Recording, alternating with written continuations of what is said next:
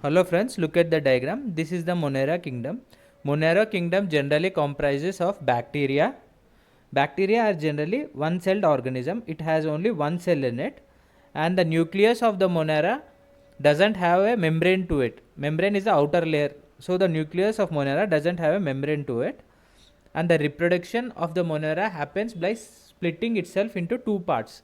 So a Monera splits itself into two equal parts and it forms into a separate independent organism. Monera examples are some other examples are blue green bacteria, which look similar to the algae but it is internally different. Some of the Monera causes diseases to humans, and there are Monera which are also useful to us, such as Lactobacillus, which is found in the curd, which is good bacteria to the human body. These are some of the organisms which are found under the Protista kingdom. Examples like Paramecium, Euglena and Amoeba. Most of the Protista are one-celled unicellular organisms,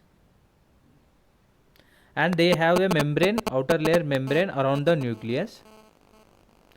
They get nutrients and energy by eating other organisms, other smaller organisms.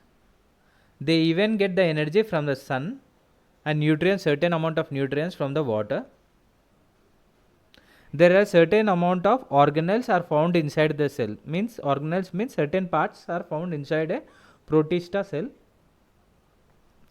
Even the reproduction is happens similar to one Monera, like splitting into two, which is known as binary fission.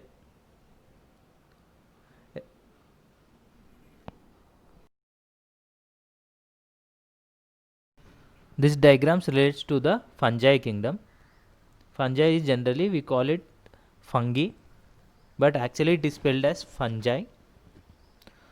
So the different types of fungi are bread mold, the kind of a fungus which are being found on breads, that is the bread which is being damaged, bread molds, and mushroom which grows on the wet areas on the plants, on the wood surfaces you can find this mushrooms, as well as yeast. Yeast has been used in the bakeries, wherein it is a kind of a fungi. Mostly the fungi is multicellular, which means it contains many huge amount of cells in it, and which is a eukaryotes. You can mostly find the fungi in the rainy season. It absorbs the energy from the body on which it lives. For example, if a mushroom grows on the wooden surfaces, it absorbs energy from the wood, and it has a certain root kind of a structure which penetrates into the host body.